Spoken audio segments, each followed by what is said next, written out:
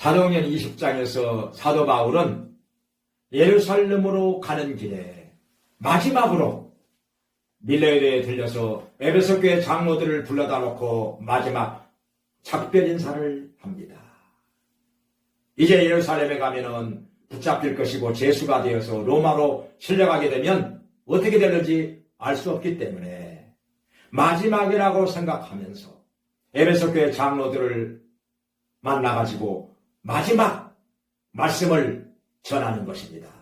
그 말씀의 내용은 바울은 지금까지 복음 전하는 일을 자기의 목숨보다 더 귀하게 여겼다는 것입니다. 어떤 시험이 와도 어떤 핍박이 와도 어떤 고난이 와도 목숨을 걸어놓고 복음을 전하였다는 것입니다. 왜냐하면 천하보다 귀한 영혼을 건져내는 일이 목숨보다 더 중요하기 때문에 또 하나님께서 맡겨주신 사명이기 때문에 우리 예수님께서 주신 지상 명령이기 때문에 너희는 온 천하에 다니며 만민에게 복음을 전파하라 말씀을 하셨습니다.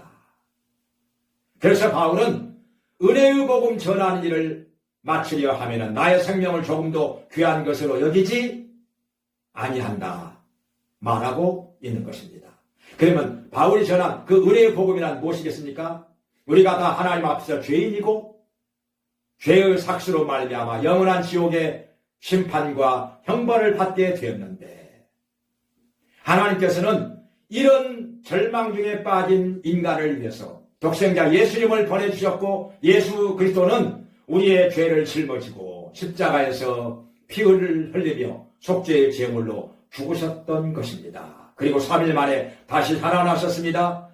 누구든지 예수님을 구주로 믿고 영접하면 죄사함을 받고 구원을 받고 하나님의 자녀가 되고 영원한 천국에 들어간다는 것이 하나님의 약속이고 이것이 복음인 것입니다.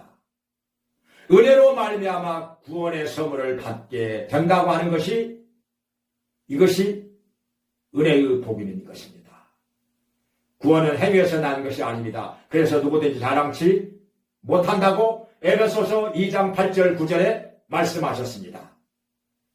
그런데 이 은혜의 복음을 회방하는 사람들이 있었으니 누구냐? 이단의 교훈을 전하는 사람들입니다.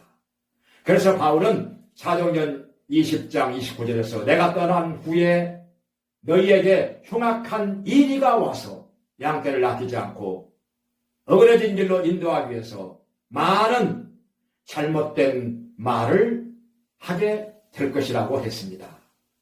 이단을 전한다는 것입니다. 거짓 선생들이 온다는 것입니다. 그러면 그 당시에 이단의 교훈이 무엇이었느냐?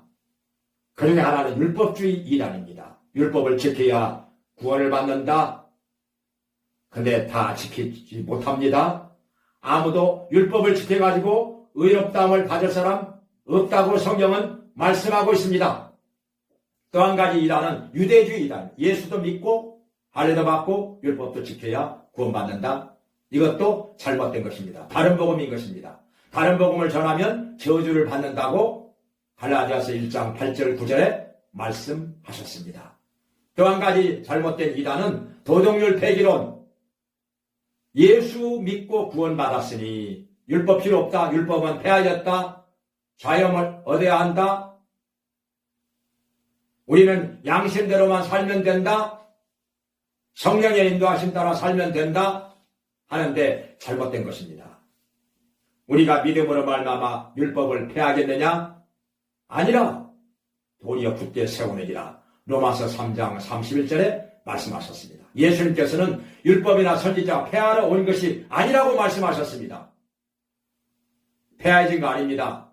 우리가 구원받기 위해서 지키는 것은 아니지만은 하나님을 사랑하기 때문에 구원받은 성도로서 하나님의 자녀로서 마땅히 지켜야 되는 것입니다. 지킴으로써 복을 받게 되고 믿음에 성장하게 되고 하늘의 영원한 상을 받게 되는 것입니다. 또 한 가지 이단이 있습니다. 바울서서에 많이 나오는 이단은 영지주의입니다. 영혼은 선하고 육체와 물질은 악한 것이다. 따라서 예수님은 육체로 오시지 않았다. 이렇게 부인하는 것입니다. 예수님께서 육체로 오셨기 때문에 피를 흘려 죽으심으로 속죄의 제물이 되신 것이고 3일 만에 부활하심으로 우리의 구세주가 되신 것입니다. 그래서 그를 믿는 자가 구원을 받게 된 것이고 영원한 천국에 들어가게 되는 것입니다. 우리는 말씀 안에 견고히 서서 모든 이단의 유혹을 물리치면서 끝까지 승리하는 자가 되어야 할 것입니다.